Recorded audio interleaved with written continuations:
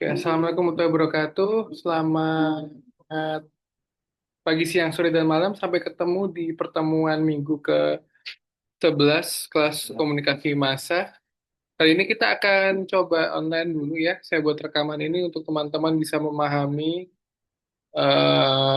tentang materi kali ini yang membahas tentang industri media massa di era digital.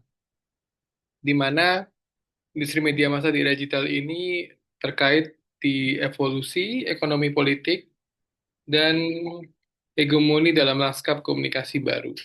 Nah, yang pertama yang akan kita bahas tentang ideologi dan orientasi. Jadi, arah dan tujuan media di tengah disrupsi teknologi. Nah,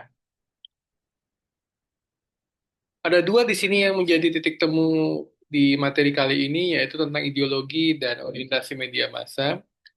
Ideologi media dan orientasi media ini sangat penting ya. Ideologi itu menyatakan bahwa media itu tidak bebas nilai. Hingga ideologilah yang menentukan cara media membingkai atau framing isu sosial dan politik di era digital.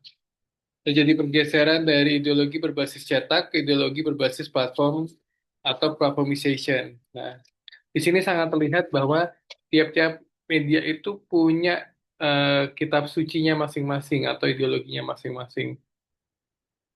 Jadi, media itu tidak bebas nilai atau framing. Nah, teman-teman kalau misalnya ada suara di luar suara saya mohon maaf karena memang kondisinya saya rekaman di tempat umum, jadi mungkin akan ada suara air atau suara tangisan dan sebagainya, saya mohon maaf sebelumnya. Tapi itu tidak mengurangi penjelasan saya terhadap eh, ideologi media pada temuan kali ini. Nah,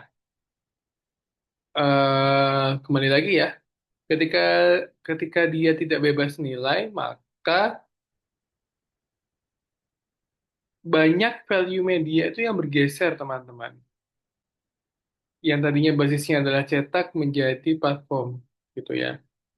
Transformasi media ini dari yang tadinya spasialisasi, ada media cetak, elektronik, kemudian ada media suara dan gambar terpisah, sekarang menjadi transformasi one platform, semua bisa, itu ya. Yang disebut sebagai media baru. Inilah juga yang melatar belakangi orientasi media, terbelah antara orientasi publik, antara layanan informasi berkualitas dan orientasi komersial, klik, impresi, dan viralitas. Sehingga momen algoritma ini masuk itu memaksa media beralih ke orientasi komersial demi kelangsungan ekonomi atau roda bisnis media itu. Nah, ideologi dan orientasi seringkali sejalan, seringkali bertolak belakang ya, atau seringkali kadang jalan, kadang tidak gitu ya. Sejalan, kadang tidak sejalan. Nah, oleh karenanya kita harus memahami bahwa media itu, media massa itu mempunyai empat fungsi utama ya, to inform, to educate, to entertain, dan to influence, dan bahkan yang kelima sebagai pengawas sosial. Nah, ketika orientasi media itu kehilangan salah satu dari fungsinya itu, yaitu layanan informasi berkualitas, maka yang dikejar pasti sisi komersialitas atau bisnisnya, entah itu klik, impresi, dan viralitas. Disitulah kita harus belajar benar-benar tentang ideologi dan orientasi media massa yang saya pikir sekarang sudah sangat beyond ya. Beyond dalam artian eh, ideologinya itu mungkin tidak segamblang dulu sehingga orientasinya menjadi tidak semurni dulu juga. Nah, studi kasusnya yang saya ambil untuk pertemuan pada kali ini adalah clickbait versus kualitas, gitu ya. Teman-teman tahu Project Multatuli pasti ya, itu. Project Multatuli itu adalah media alternatif yang mempertahankan orientasi publik dengan slow journalism. Jadi benar-benar kualitasnya ada, tuh ya. Tidak asal cepat, tapi dia berubah-ubah. Sedangkan media harus sama mainstream, media besar itu justru menjadi opposite dari project ini, gitu ya. Terjebak dalam jebakan clickbait untuk mengejar yang namanya AdSense. Nah, AdSense ini tadi komersial ya, seringkali mengorbankan akurasi dan demi kecepatan, speed over akurasi. Makanya disitulah ada misinformasi, disinformasi, dan bahkan menimbulkan hoax dari media besar karena terjebak tadi itu. Sekali lagi apa? Sekali lagi adalah clickbait. Kasus clickbait ini kasus yang menarik menurut saya karena lahirnya AdSense ketika kita mengklik momen mengklik untuk mengkonsumsi media tersebut itu menjadikan kita itu kecepatannya itu tinggi gitu ya, teman-teman. Jadi mau tidak mau, suka tidak suka harus mengikuti perkembangan hal itu. Ini yang menjadi titik eh, orientasi dan ideologi tadi itu. Nah, yang kedua adalah kita membahas tentang konstruksi realitas media. Di sini akan dijelaskan atau dipaparkan bagaimana dunia digital berbentuk apa yang kita anggap nyata. Itu ya. Oke, eh, teori framing dari Robert Enman itu dan agenda setting itu konsepnya itu adalah membentuk persepsi, teman-teman.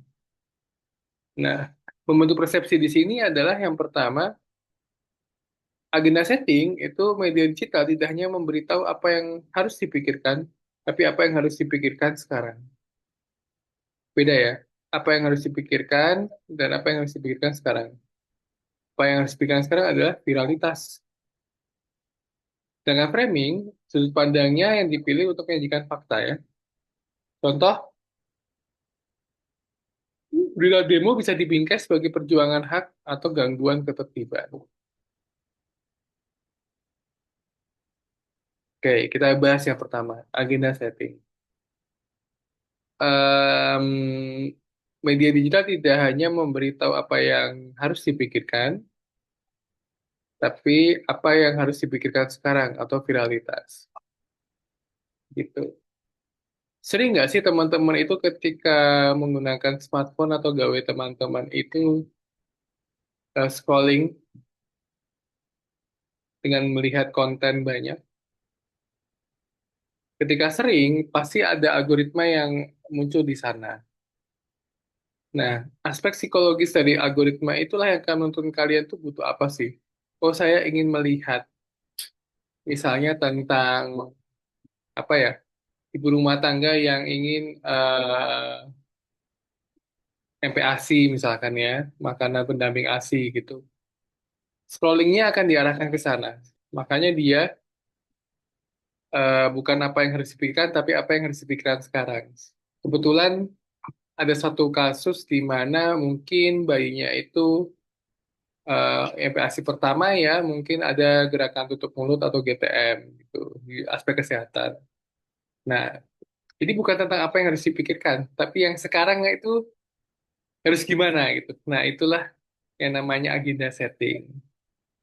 Dan seringkali kita tidak sadar bahwa kita sedang dikirim oleh media untuk agenda apa yang kita pikirkan diarahkan ke sana. Beda lagi dengan framing. Framing itu apa namanya?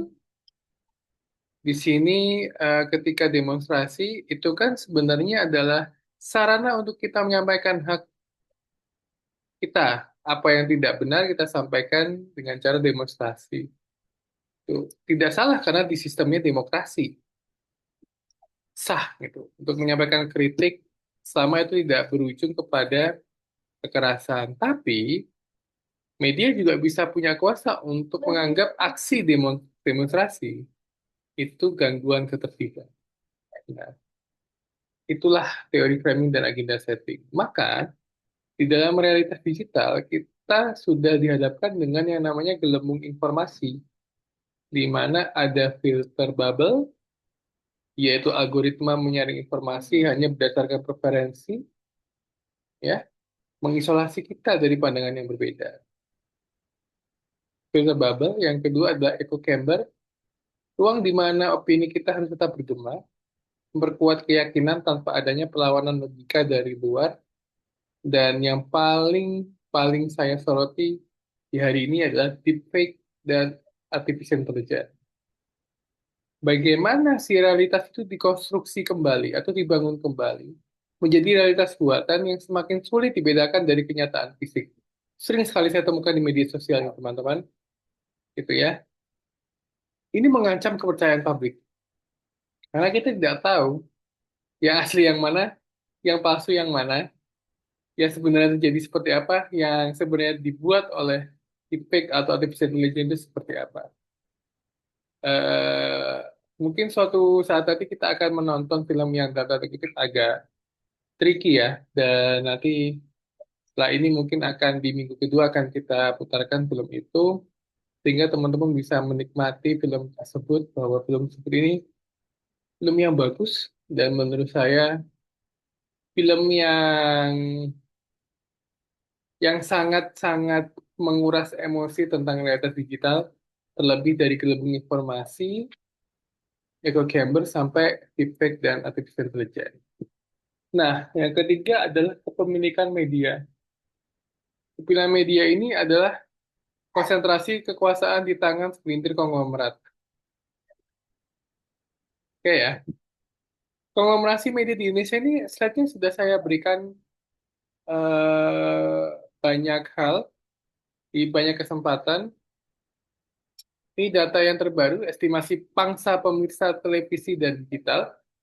Dominasinya ada di 5 grup besar yang mengontrol arus informasi nasional. Yang pertama adalah MNC Group, yang kedua adalah SCMA atau MTech, yang ketiga adalah Transmedia, yang keempat adalah Viva Group. Nah, di sini terlihat jelas bahwa 5 grup besar media ini yang mengontrol arus informasi nasional. Nah, apa dampaknya? Pertama, pasti akan lahir yang namanya konsolidasi. Penggabungan perusahaan media untuk efisiensi biaya dan kekuatan pasar itu yang pertama. Yang kedua adalah diversifikasi, merambah ke bisnis non-media seperti e-commerce, bank, dan properti. Yang ketiga adalah komersialisasi. Semua aspek konten diukur berdasarkan nilai moneter dan potensi iklan. Gitu. Bayangkan nih teman-teman, kalian kan penggemar Netflix mungkin ya. Ada yang di sini mungkin langganan Netflix atau langganan platform seperti itu lainnya gitu. Ketika kalian menonton film, di menit ke-15, menit ke-25, menit ke-45, bahkan 60 itu muncul iklan seperti di video YouTube. Itulah komersialisasi, itulah konsolidasi, itulah diversifikasi. Begitu. Jadinya produk dari Netflix itu diinovasikan seperti itu. Itu buah dari eh, bagaimana kepemimpinan media itu sangat berperan penting. Nah, apa yang lahir sistemnya lahir adalah oligarki media. Nah, masuk ke ranah keempat, yaitu ekonomi politik media. Ini saya pakai analisisnya Vincent Mosco dalam konteks industri digital. Nah, komodifikasi ya, data adalah mata uang yang baru atau the new mining is data. Jadi 98% pendapatan itu dari iklan. Sehingga kita bagi ke dalam dua ranah. Pertama, komodifikasi audiens. Yang kedua adalah komodifikasi konten. Audiens bukan lagi konsumen, melainkan produk yang dijual. Data perilaku, minat, dan lokasi dikomodifikasi menjadi profilikan presisi atau targeting advertising ya. Nah, itu audiens. Jadi, melihat audiens itu bukan hanya penikmat, tapi dia konsumen. Yang kedua, kontennya. Beritanya dipecah-pecah menjadi potongan-potongan pendek atau mikrokonten untuk memudahkan monetasi di berbagai platform. Em, Nonton podcast nih, dipotong bagian yang seru-seru teman-teman. Jadi mikrokonten, kemudian dimasukkan untuk platform lainnya seperti platform media sosial dan sebagainya. Nah, ya akhirnya itu menjadi komodifikasi. Gitu. Komunikasi audiens. Ketika kita mengisi Google Form atau mengisi apapun, kita pasti ditanyakan umur, tanggal lahir mungkin, usia, hobi, dan sebagainya. Itu adalah data. Di era masyarakat informasi, data itu bagaikan emas ya, karena dia bisa ditarget. Nah, kemudian runtuhnya batas fisik sangat terlihat. Inilah yang namanya spasialisasi. Spasialisasi ya. Spasialisasi itu teknologi digital memungkinkan media mengatasi kendala ruang dan waktu. Contoh, tadi ya, Netflix yang produksi konten di Korea, konsumsi secara instan di Indonesia. Secara global konten flow. Jadi dia meningkat. Dari offline konten yang tadinya sangat orang Korea tuh nggak tahu Indonesia bagaimana, atau orang Indonesia nggak tahu drama Korea, drama Cina, drama Jepang seperti apa. Ketika ada cloud computing adaptation, kemudian global streaming era, itulah runtuhnya batas fisik. Nah, setelah komodifikasi, kemudian spasialisasi, lahirlah strukturasi. Bagaimana media dan struktur sosial ini change atau berubah. Jadi strukturasinya adalah hubungan timbal balik antara media sebagai institusi dengan struktur sosial, hukum, kebijakan, budaya itu berubah. Jadi di era digital, algoritma menjadi struktur baru yang mendikte cara jurnalis bekerja. Jurnalis harus menyesuaikan tulisan dengan kaidah Search Engine Optimization atau SEO agar terbaca oleh sistem. Jadi terintegrasi sistemnya. Nah, tekanannya di mana? Tekanan dari struktur ekonomi global seringkali melemahkan kedaulatan informasi lokal. Terjadi di Indonesia? Terjadi. Jadi kita sangat-sangatlah hafal tentang budaya dan segala bentuk kasus di Jakarta ya. Karena ada CEO-nya di sana dan terintegrasi. Nah, hubungan timbal balik inilah antara media sebagai institusi dan sosial, kebijakan budaya itu menjelma menjadi apa namanya sebuah struktur yang mengubah realitas. Yang kelima adalah kita membahas tentang hegemoni media. Di sini ada konsensus tanpa paksaan di ruang digital. Nah,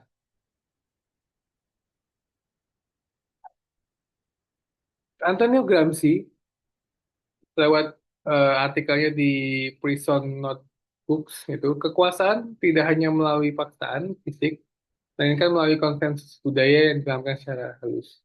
Sekali lagi ya, kekuasaan tidak melalui paksaan fisik, melainkan melalui konsensus budaya yang dilakukan secara halus. Bayangkan kekuasaan itu ada dalam budaya, sehingga hegemoni media digital itu bekerja melalui gaya hidup, tren, dan algoritma yang membuat kita secara sukarela mengadopsi nilai penguasa modal. Lahirlah kata-kata standar TikTok, standar Instagram, standar Twitter, standar Thread, dan sebagainya. Standar WhatsApp dengan gaya hidupnya, dengan trennya, bahkan algoritmanya bekerja sehingga kita mengejar apa yang terjadi. Yang terjadi adalah sikap fear missing out atau FOMO. Gitu. Nah, yang keenam adalah cukup jelas globalisasi media. Di sini artinya adalah arus informasi tanpa sekat dan dampaknya. Yang pertama adalah konsep Hallyu ya, kekuatan globalisasi dan budaya. Kita lihat ada tiga aspek di dalam Hallyu ini. Yang pertama adalah culture imperialism, imperialist dari culture. Awalnya didominasi Hollywood, tapi sekarang arus informasi bersifat multi arah. Jadi Hollywood tidak lagi dominan. Lahir Korea Wood, Bollywood, dan sebagainya. Bahkan Indonesia Wood juga lahir gitu kan. Tapi yang saya cermati di sini masih tentang K-Wave atau Hallyu. Contoh nyatanya keberhasilan globalisasi media non-barat yang mendominasi tren digital dunia. Dunia loh ya, bukan hanya Indonesia, yang mulai bergeser dan menjadi lawan berat dari Hollywood. Kemudian lahirlah yang namanya streaming wars, Disney Plus, Netflix, YouTube, dan platform media lainnya itu menjadi saluran globalisasi utama yang meniadakan batas negara. Nah, apa sih setelah pemaparan 6 aspek tadi, tantangan etika dan masa depan itu yang pertama adalah data itu berdaulat nggak sih? Kedaulatan data. Jadi pentingnya pelindungan data pribadi dari eksploitasi koperasi big tech itu harus menjadi salah satu concern utama kita sebagai akademisi di bidang ilmu komunikasi.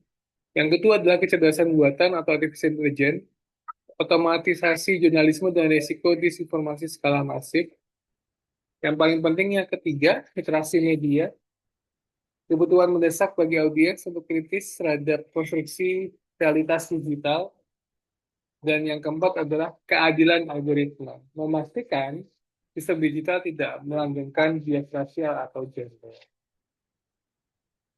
Nah, jika ada pertanyaan, teman-teman bisa eh, boleh komentar di kolom YouTube, subscribe dan sebagainya, atau kita di ruang-ruang media. Kalau buku daftar saya gunakan untuk membuat saya presentasi kali ini adalah bukunya Vincent Mosco, Political Economy of Communication, kemudian MCAM, The Agenda Setting, Function of Mass Media, Dembski, Section from the Prison Notebooks, kemudian bukunya Hello Jenkins, itu Convergence Culture, kemudian Dennis Mickwell tentu Mass Communication Theory. Begitu teman-teman. Eh, Mungkin cukup ya untuk pertemuan kali ini. Saya akhiri kurang lebihnya semua. Assalamualaikum warahmatullahi wabarakatuh. Jika ada pertanyaan diskusi, saya sangat terbuka. Saya tunggu kita berdiskusi di ruang-ruang diskusi yang sudah disediakan di kelas, di Universitas Gunadarma, YouTube, dan sebagainya. Silakan. Selamat beraktivitas, sukses selalu. Saya akhiri. Assalamualaikum warahmatullahi wabarakatuh.